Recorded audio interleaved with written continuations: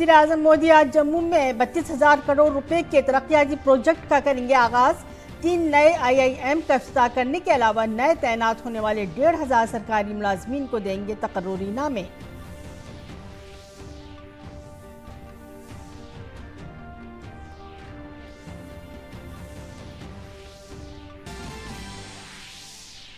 बंगाल में opposition leader Suvendu अधिकारी आज संदेश खाली में मुतासरीन से करेंगे मुलाकात। मरकजी वजीर अनुराग सिंह ठाकुर ने कहा, ममता बनर्जी के दौरे हुकूमत में खवातीन है गैर महफूज, मुजरिमों को तहफ़्फ़ुज़ देना और मीडिया को खामोश करना है बदकिस्मती।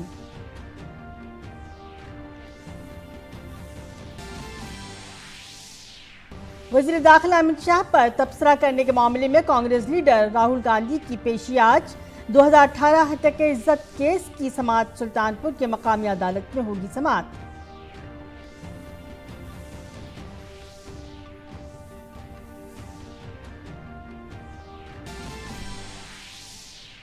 चंडीगढ़ में मेयर इंतखाबात से मुतालिक बैलेट पेपर्स आज सुप्रीम कोर्ट में किए जाएंगे पेश। गुज़श्ता रोज रिटर्निंग ऑफिसर अनिल मसीह ने अदालत में किया था एतराफ़ी जुर्म।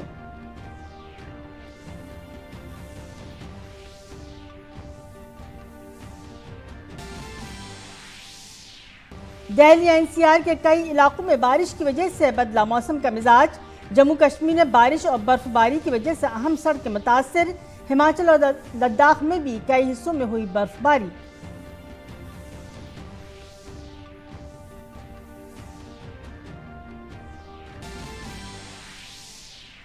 हिंदुस्तानी मर्दों की हॉकी टीम ने FIH प्रो लीग में अपनी ताकत का किया मुजाहिरा।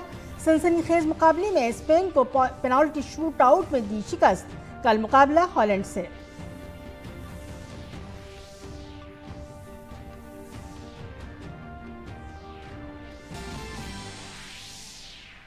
और Asian Games medalist Anush Agarwalla ने घुड़सवारी में रकम की तारीख। ड्रेसेस इवेंट में पेरिस ओलंपिक कोटा किया हासिल। ड्रेसेस इवेंट में मुल्क को मिला पहला ओलंपिक कोटा।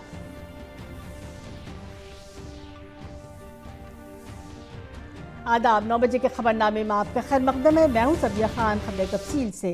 वज़ीर आज़म नरेंद्र मोदी आज जम्मू के दौरे पर होंगे। वज़ीर आज़म आज जम्मू में 32,000 करोड़ रुपए के मुख्तलिफ तरक्याती मंसूबों का संग बुनियाद रखेंगे और इफ्तिताह करेंगे। वज़ीर आज़म 3 नए IIM का भी इफ्तिताह करेंगे। इसके साथ साथ 1500 नए तैनात होने वाले सरकारी मुलाजमीन के माबैन तकर्रुरी नामा भी तकसीम करेंगे।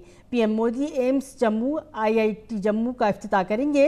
इसके साथ ही पूरे मुल्क में तालीमी शोबे को मजीद फ़रोग़ देने के लिए IIT Bhilai, IIT Tirupati, IIT DM Kanchipuram, Indian institute of skills Kanpur जैसे कई अहम तालीमी इदारों का इफ्तिताह और नकाब कुशाई करेंगे।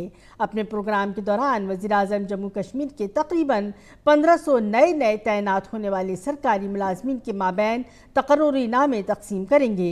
वज़ीर आज़म विकसित भारत विकसित जम्मू प्रोग्राम के तहत मुख्तलिफ सरकारी स्कीमों के इस्तिफादा करंदान से बातचीत भी करेंगे। PM मोदी मुल्क में केंद्रीय विद्यालय की 20 नई इमारतों और नवोदय विद्यालय की 13 नई इमारतों का भी इफ्तिताह करेंगे। अपने जम्मू के दौरे के बारे में सोशल मीडिया प्लेटफॉर्म X पर पोस्ट करते हुए वज़ीर आज़म नरेंद्र मोदी ने लिखा, हम जहद तरक्की की बड़ी हौसला अफजाई।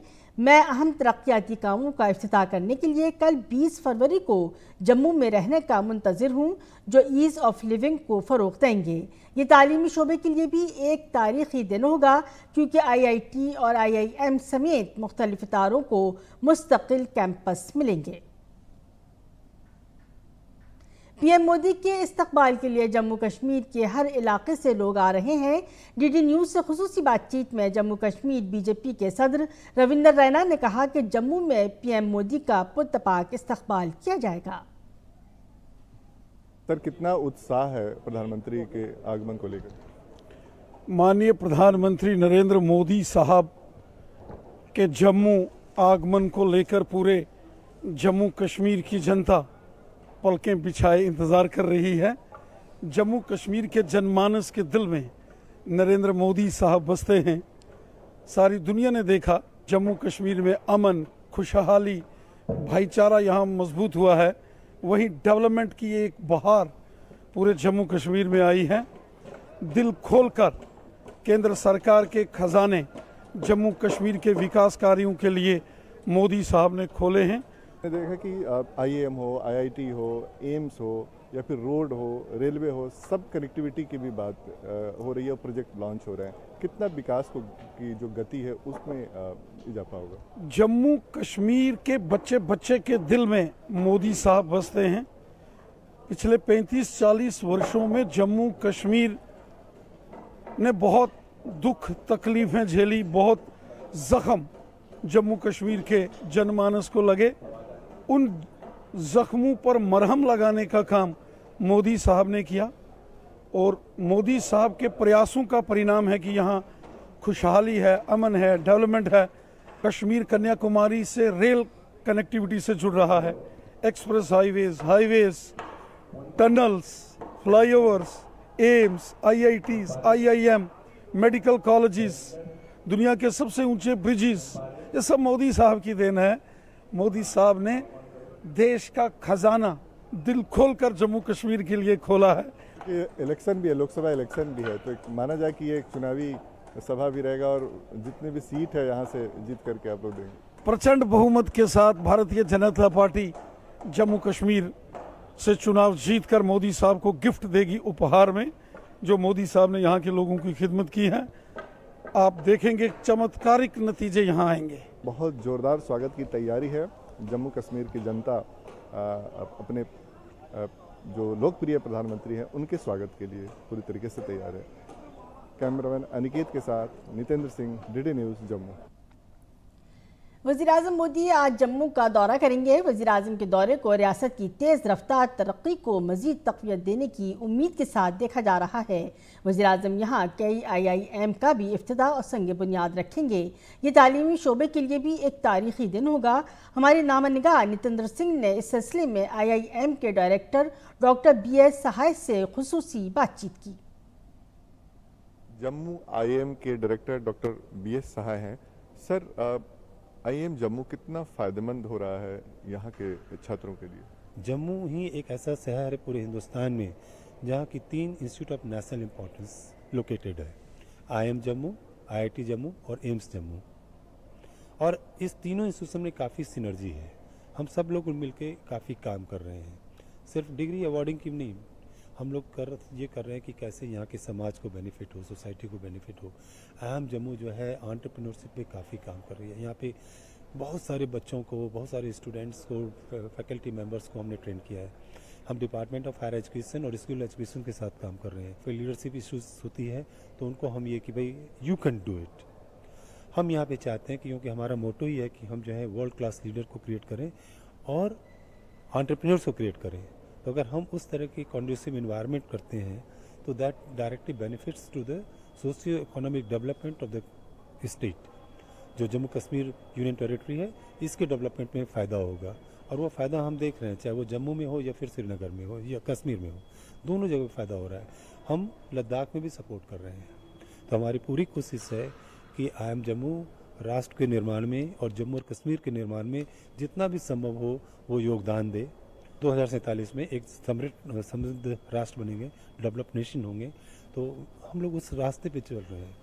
हम लोगों ने बहुत सारे सेंटर से स्टार्ट किया। Centre for innovation and entrepreneurship, centre for small business and development, centre for diversity and inclusion, centre for happiness, Anandam, the centre for happiness. बच्चों में ये आत्मविश्वास पैदा कर रहे हैं कि हर वो काम कर सकते हो। हमने कुछ कोचिंग इंस्टीट्यूट से भी बात की है कि यहाँ के बच्चे जो हैं उनको ट्रेनिंग मिले, उनको ज्ञान मिले और वो जो है कॉम्पिटिटिव एग्जामिनेशन में आए, पार्टिसिपेट करें। हम चाहेंगे क्योंकि हमारे यहाँ जो बच्चे आते हैं वो पूरे ऑल ओवर द कंट्री से आते हैं। जितने भी हमारे यूनियन टेरिटरीज एंड स्टेट्स हैं, सारे स्टेट से आते हैं। कैमरामैन अनिकेत दुबे के साथ नितेंद्र सिंह, DD न्यूज़, जम्मू। वज़ीर-ए-आज़म नरेंद्र मोदी के दौरे को लेकर आम लोगों में काफ़ी जोशो खरोश है। मोदी जी आ रहे हैं, जोरदार स्वागत है हमारा जम्मू में। हम जम्मू में काफ़ी गाड़ियां लेके उनके पास जाएंगे और उनका पूरा आदर करेंगे। और उन्होंने बहुत अच्छे काम भी किए हैं हमारे जहाँ के, और ऐसा नेता बहुत कम मिलते हैं। जम्मू कश्मीर में 20 तारीख को प्रधानमंत्री नरेंद्र मोदी जी आ रहे हैं। जम्मू मंदिरों के शहर में उनका स्वागत है। जम्मू कश्मीर को उन्होंने काफ़ी परियोजनाएं दी हैं, कुछ और भी देने के लिए वो जम्मू में आ रहे हैं। ये है तो मुमकिन है। हमारे जम्मू कश्मीर में कल मोदी जी बता रहे हैं, हमें बड़ी खुशी है और हमारे लिए बहुत बड़ा त्यौहार है, क्योंकि उन्होंने जो काम किया है वो पिछले 70 साल से काम नहीं हो सके हैं कोई भी। तो जम्मू के लोगों को उनके ऊपर बहुत बड़ी आशा है। जम्मू में स्वागत है मोदी जी का। मोदी जी बड़ी हमें बहुत बेसब्री से इंतजार है कि मोदी जी हमारे यहाँ आ रहे हैं, जम्मू में आ रहे हैं। और कल नियुक्ति पत्र है जो 1500 लोगों को दे रहे हैं, वो उसके लिए हम उनके बहुत बड़ी आभारी हैं। और हम चाहते हैं कि जम्मू के लोगों के लिए कुछ करके जाए। जम्मू की जनता जो है कुछ बेरोजगार है, वो कुछ ना कुछ करे। हम चाहते हैं कि उन्होंने वैसे भी मतलब पूरे देश के लिए बड़ा कुछ किया है, लेकिन हम ये चाहते हैं कि खास तौर पे जम्मू के लिए, जम्मू के युवाओं के लिए कुछ ना कुछ कल सौगात देके जाए। ममता बनर्जी, उनकी हुकूमत और रियासती पुलिस सभी संदेश खाली मामले पर घिरे हुए हैं। न सिर्फ बीजेपी बल्कि एससी कमीशन, खवातीन कमीशन और तमाम एजेंसियां यहाँ खवातीन के खिलाफ होने वाले हिरासानी और तशद्दुद के वाक़यात पर फिक्रमंद हैं और बंगाल में सदर राज का मुतालबा भी किया जा रहा है। संदेश खाली का मामला फिलहाल हाई कोर्ट में है और अदालत ने अपोजिशन लीडर शुभेंदु अधिकारी को सिक्योरिटी अहलकारों के साथ संदेश खाली जाने की इजाज़त दे दी है, जिसके बाद शुभेंदु अधिकारी आज संदेश खाली जा रहे हैं। आपको बता दें कि संदेश खाली में दफ़ा 144 लागू है। हाई कोर्ट ने शुभेंदु अधिकारी को हिदायत दी है कि वो वहाँ कोई इश्तियाल अंगेज़ तकरीर ना करें। इससे पहले बीजेपी की एक आला सतही कमेटी ने भी संदेश खाली जाने की कोशिश की थी, लेकिन पुलिस ने उन्हें वहाँ जाने से रोक दिया। संदेश खाली वो जगह है जहां टीएमसी लीडर शाहजहां शेख और उसके साथियों के जरिए खवातीन को जिनसी तौर पर हिरासा करने की खबरें सामने आ रही हैं, जहां ना मजलूमों की सुनवाई हो रही है ना ही उन्हें इंसाफ मिल रहा है। एससी कमीशन ने सदर जमहूरिया को पेश की गई अपनी रिपोर्ट में ये भी कहा है कि बंगाल में हालात अबतर हैं और वहाँ सदर राज नाफिज किया जाना चाहिए। मरकजी वजीर अनुराग सिंह ठाकुर ने मगरबी बंगाल में मीडिया की आज़ादी पर हमले की मजम्मत की है, जहां एक टीवी सहाफ़ी जो संदेश खाली की हौलनाकियों पर रिपोर्टिंग कर रहा था को मगरबी बंगाल पुलिस ने पीर की शाम उठा लिया। अनुराग सिंह ठाकुर ने कहा है कि ये बदकिस्मती की बात है कि सहाफ़ियों को ऐसी रियासत में ख़वातीन के खिलाफ मज़ालिम की रिपोर्टिंग करने से रोका जा रहा है जिसकी वज़ीर आला खातून हैं। उन्होंने कहा कि मगरबी बंगाल में सहाफ़ियों के खिलाफ ज़बरदस्ती कार्रवाई कोई नई बात नहीं है। मगरबी बंगाल में इजहार राय की आज़ादी को दबाना बदकिस्मती और जमहूरियत के कत्ल के मुतरादिफ है। टीएमसी हुकूमत आइनी उसूलों के खिलाफ वर्जी कर रही है। वज़ीर ने कहा कि मगरबी बंगाल की हुकूमत इस हकीकत को छुपाने की कोशिश कर रही है कि ममता बनर्जी के दौरे हुकूमत में ख़वातीन खुद को गैर महसूस कर रही हैं। इससे बदतर कुछ नहीं हो सकता कि जो लोग ख़वातीन पर मज़ालिम कर रहे हैं उनको तहफ़्फ़ुज़ दिया जा रहा है और मीडिया को खामोश कराया जा रहा है, जहां एक खातून वज़ीर आला हैं। कांग्रेस लीडर राहुल गांधी की वज़ीर दाखिला अमित शाह पर अपने तबसरे के मामले में आज पेशी होगी। सुल्तानपुर की मकामी अदालत में आज 2018 हतक इज़्ज़त केस की समाअत होगी। बीजेपी लीडर विजय मिश्रा ने 2018 में मरकजी वज़ीर दाखिला अमित शाह के खिलाफ काबिल एतराज़ तबसरा करने पर राहुल गांधी के खिलाफ हतक इज़्ज़त का मुकदमा दायर किया था। इस मामले में सुल्तानगंज की अदालत ने राहुल गांधी को सम्मन जारी करते हुए अदालत में हाजिर होने के लिए कहा है। चंडीगढ़ मेयर के इंतखाब के हवाले से सुप्रीम कोर्ट में आज दोबारा समाअत होगी। बैलेट पेपर आज अदालत में पेश किया जाएगा। इससे कबल गुज़श्ता रोज़ रिटर्निंग अफसर अनिल मसीह ने अपने जुर्म का एतराफ़ कर दिया। सुप्रीम कोर्ट ने रिमार्क्स दिए कि चंडीगढ़ मेयर के इंतखाब में रिटर्निंग अफसर अनिल मसीह के खिलाफ मुकदमा चलाया जाए क्योंकि उन्होंने इंतखाबी अमल में मदाखलत की है। केस की समाअत के दौरान हॉर्स ट्रेडिंग पर तशवीश का इजहार करते हुए सुप्रीम कोर्ट ने तजवीज़ पेश की कि दोबारा इंतखाबात कराने के बजाय चंडीगढ़ के मेयर के इंतखाब का नतीजा डाले गए वोटों की बुनियाद पर होना चाहिए। हल्द्वानी के बनभूलपुरा इलाके से कर्फ्यू मुकम्मल तौर पर हटा दिया गया है। इस सिलसिले में एक जिला मजिस्ट्रेट नैनीताल वंदना सिंह ने जारी किया है। वंदना सिंह ने हुक्म जारी करते हुए कहा कि 8 फरवरी को बनभूलपुरा में तजावीज़ात हटाने के दौरान भड़कने वाले फसादात के बाद इलाके में इंटरनेट सर्विस बंद कर दी गई थी और कर्फ्यू नाफिज कर दिया गया था, लेकिन आहिस्ता आहिस्ता हालात मामूल पर आ गए। इस तरह कर्फ्यू नाफिज हो गया, लेकिन अब हालात मुकम्मल तौर पर नॉर्मल हैं और अब कर्फ्यू उठा लिया गया है। किसानों की तहरीक की वजह से दिल्ली के टिकरी बॉर्डर पर आने वाले लोगों को काफ़ी परेशानियों का सामना करना पड़ रहा है।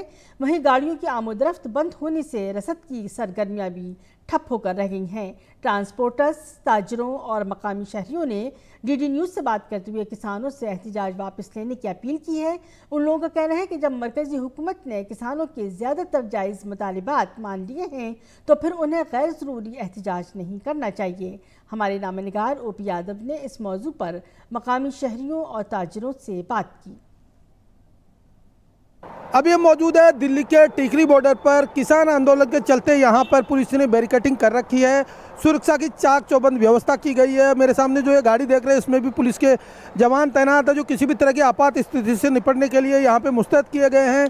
मेरे साथ कुछ लोग भी आए हुए हैं, स्थानीय नागरिक है, जिनसे आइए बात करते हैं। क्या कहना चाहेंगे, यहाँ जो रास्ता बाधित तो हो रहा है किसानों की वजह से? वो तकलीफ हो रहा है, बहुत परेशानी हो रही है इस काम में। आप क्या कहना चाहेंगे, यहाँ जो किसानों ने रास्ता रोक रखा? हमारा बिजनेस भी ठप हो रहा है, यहाँ पे गाड़ियाँ खड़ी है हमारी, कई दिन से यहीं खड़ी हुई हैं। अब इनकी मांगे मान ली तो इन्हें हट जाना चाहिए, यहाँ से खोल देना चाहिए। सरकार ने इनकी अधिकांश मांगों पर सहमति जता दी। लगभग जितनी इनकी मांगे थी मान ली हैं, लेकिन अब भी अगर ऐसा करेंगे तो वो गलत है, ऐसा नहीं करना चाहिए। तो आप किसानों को क्या सलाह देंगे? किसानों को यही सलाह देंगे, अपने घर पे जाओ, अपनी खेती बाड़ी करो, ये अपना देश है, अपने देश को नुकसान नहीं पहुंचाना चाहिए।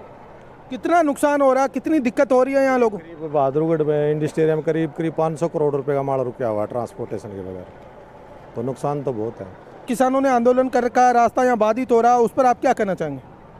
भाई मैं तो यही बोलूँगा कि भाई जो सरकार ने इनकी मांग मान ली है तो इन्होंने अपना ये धरना ख़त्म कर देना चाहिए था, और जो पब्लिक परेशान हो रही है उनके बारे में भी सोचे। क्या किसानों ने अच्छा नहीं कराया जी, ये रास्ता रोकी है जी, हमको परेशानी हो रही है जी आने जाने की। दिक्कत तो है ही है, ये सबसे ज़्यादा आंदोलन में क्या कर सकते हैं, हम लोग की तो ड्यूटी है, प्राइवेट नौकरी है, करना ही है। पब्लिक को परेशानी है जी, अभी किसान आंदोलन चलेगा, देखो जी कब तक चलता है, जब तक चलेगा इसकी परेशानी झेलनी पड़ेगी। तो देखा आपने, स्थानीय नागरिकों का भी कहना है कि उनको यहाँ आने जाने में दिक्कत हो रही है और कई तरह के कारोबारी गतिविधियाँ रुक रही है। तो किसान आंदोलन के चलते ये जो दिक्कत हो रही है इससे आमजन परेशान है, लेकिन सरकार की तरफ से पूरी एहतियात की गई है।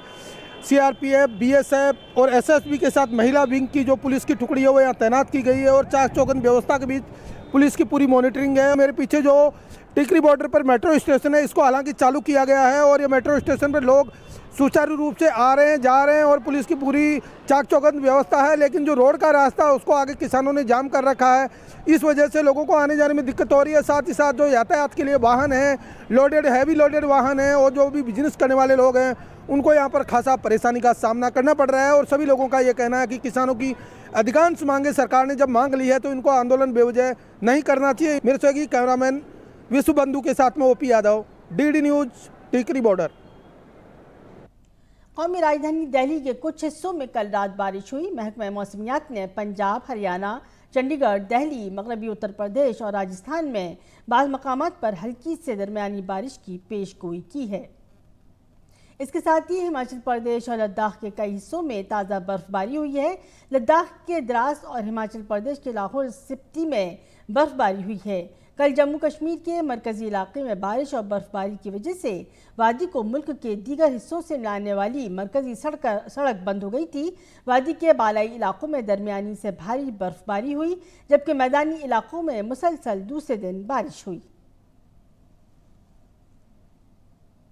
और नाज़रीन, अब पेश है अखबारात का जायजा।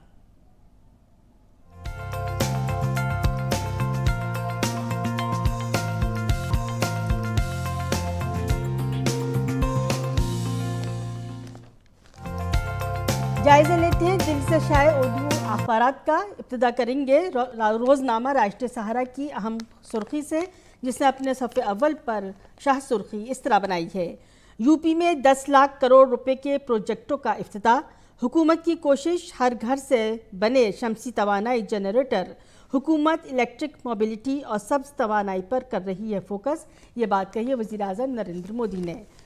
मज़कूरा अखबार की आईने आलम की खबरों में देखेंगे इंटरनेशनल कोर्ट ऑफ जस्टिस की अहम खबर की सुर्खी इस तरह है, आलमी अदालत इंसाफ का इसराइल को गज़ा में नस्ल कुशी रोकने का हुक्म, इसराइल को गज़ा में इंसानी इमदाद की रसाई में रुकावट ख़त्म करने का भी हुक्म जारी किया। आलमी अदालत इंसाफ ने इसराइल के खिलाफ जनूबी अफ्रीका के मुकदमे के फैसले में इसराइल की दरख्वास्त को मुस्तरद करते हुए मुकदमों को काबिल समाअत करार दे दिया।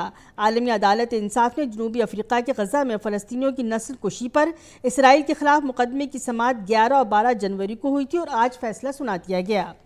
दूसरी खबर की अहम सुर्खी इस तरह है, इसराइल गज़ा में हिटलर का किरदार अदा कर रहा है, ये बात कही ब्राज़ीलियन सदर ने। और तीसरी अहम खबर की सुर्खी इस तरह है, इसराइल के पास पड़ोसी ममालिक से ताल्लुकात की बहाली का बेहतरीन मौका। ये अमेरिकी वज़ीर ख़ारजा एंटनी ब्लिंकन ने आज़ादी फ़लस्तीनी रियासत के क़याम की ज़रूरत पर ज़ोर देते हुए कहा कि इसराइल के लिए आने वाले महीनों में अपने अरब पड़ोसियों के साथ ताल्लुकात को मामूल पर लाने का एक गैर मामूली मौका है। जायज़ा लेंगे रोज़नामा सहाफ़त का, जिसने अपनी अहम खबर की सुर्खी इस तरह बनाई है,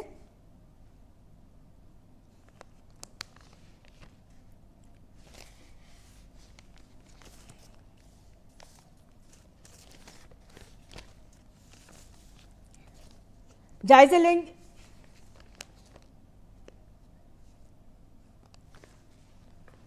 हिंदुस्तान के नौजवान खिलाड़ियों का मुस्तकबिल रोशन। ये बात कही है खेलों के वजीर अनुराग सिंह ठाकुर ने। और इसी खबर पर अखबार के जायजे को ख़त्म करती हैं, चलते हैं खेलों की खबरों की तरफ।